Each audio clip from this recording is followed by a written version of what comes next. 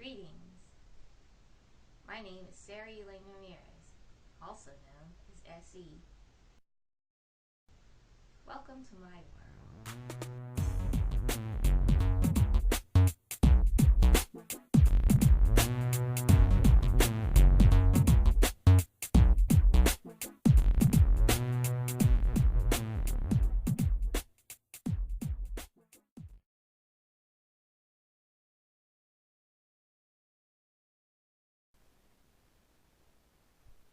Okay, so here we have the line art from the previous demonstration.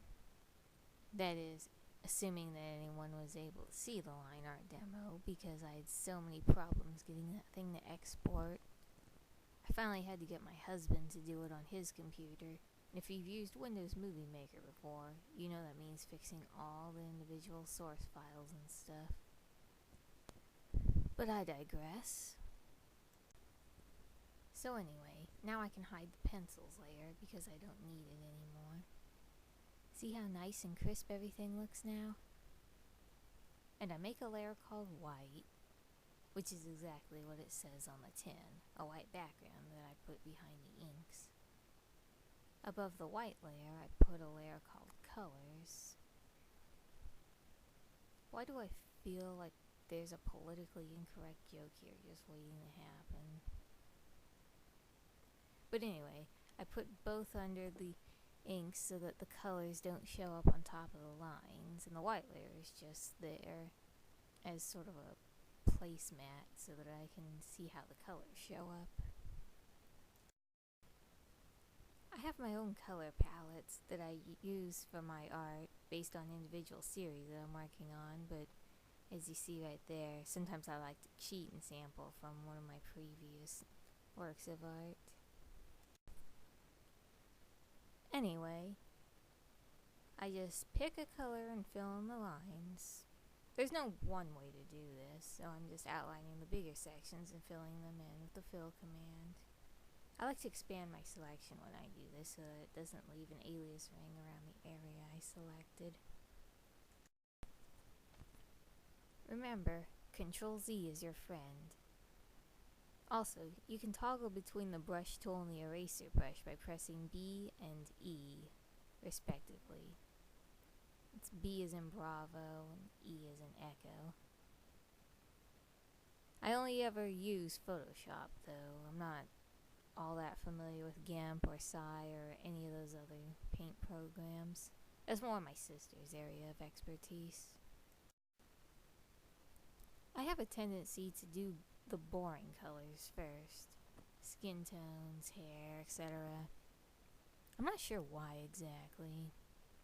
Probably because I usually have a set goal in mind when I pick out the natural characteristics. So that way I have more time to experiment with clothing colors and patterns. And in this tutorial, I'm just demonstrating flat color. I'll get to the shading and all that good stuff later. There are about 500,000 ways you can go about that part, so maybe I can show more than one. I hope the audio is better in this video than it was in the last. Maybe one of these days I'll get enough Patreon funding to get some heavy-duty video editing software. But for now, I'll just have to make do with Windows Live Movie Maker. I had to uninstall the 2012 edition and go back to 2011 because it would export my videos with a black screen. Which might be a video card problem or a codec problem. Who knows? Oh, and if you're sampling color from other artwork that's already been shaded, you want to be careful that you don't accidentally sample from an area that's blended, because then you won't have an exact match. Sometimes I'll check a sample in my palette just to be safe. And generally, I only work with one color at a time. It just makes things easier. I don't mean to toot my own horn or anything, but color theory was one of my specialties in college. I'm not saying I'm the greatest or anything, but I take pride in my ability to pair colors together to complement each other. When I'm doing other comics and I don't have a set color scheme in mind, sometimes I invert the whole image and sample one of the complementary colors in the background to use as a speech balloon color, or one of the foreground colors to use in the background or something like that. This character I'm working on is from a comic that will utilize a lot of blue tones because it takes place in the 1980s, and to me the 80s just scream electric blue. I realized there's a single pixel on her shoe that I missed. Man, that's gonna bug me forever. Try to ignore that.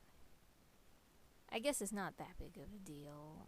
I don't even know if you could see it on this video, but it's something that annoys me. This is a fun project because I get to utilize a lot of neon colors too. I think it'd be really cool to have a green skirt like that. Not really sure what I would wear it with. I mean, I'm not really a skirt kind of girl, but still beautiful in my opinion.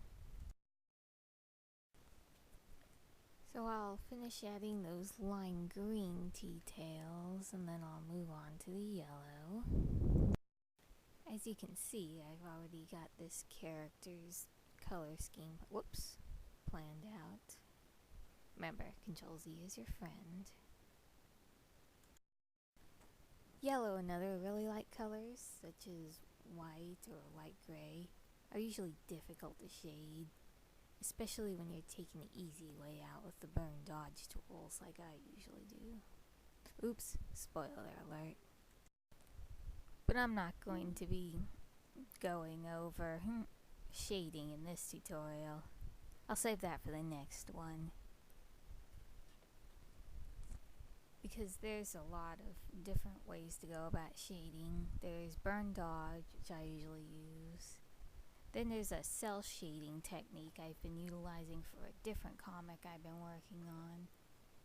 When I do just my usual strip comics, the ones I post on the web, 99% of the time I don't even bother to shade. But when I do my graphic novels, or at least the ones that are going to be in full color, that's when I really put the extra effort in.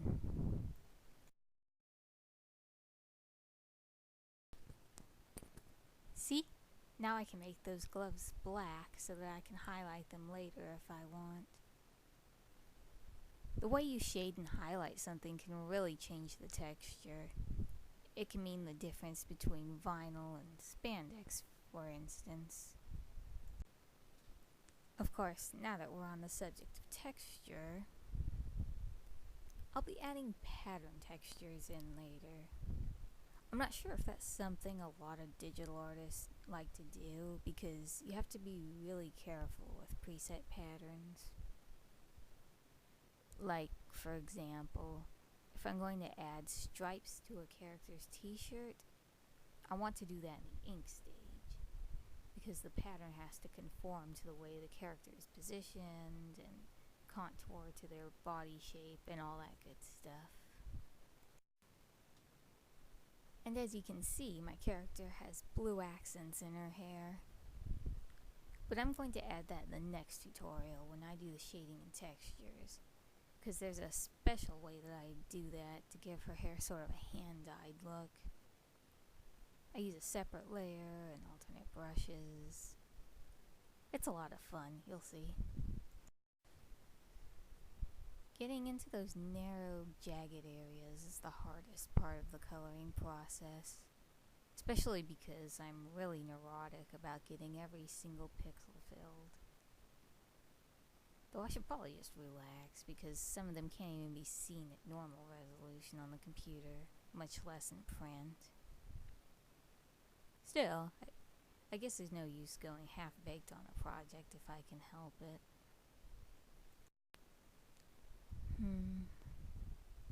In retrospect, it probably wasn't the best idea to save the hair for last.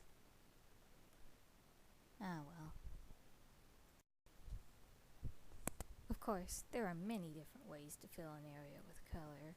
Brushing it in, using the lasso and fill command, which is Shift F5, by the way. Shift plus F5. I utilize both of these methods, depending on which is easier for that given portion of the project. Sometimes I even go to the inks layer and select the area I want to color with the magic wand tool. Then I'll go back to the colors layer and fill it in. But that's why it's important to lock layers that you're not using, so you don't accidentally draw on the wrong layer. We don't want any accidents now.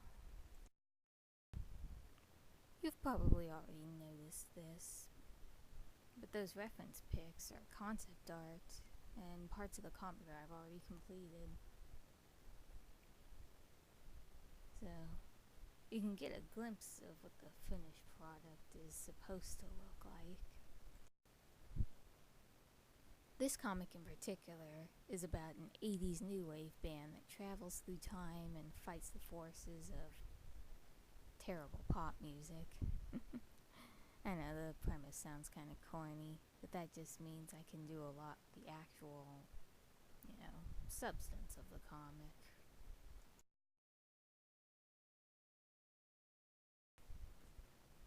Now I'll go through my picture one more time, try to get all the stray redundant pixels I might have missed. And there. Enjoy.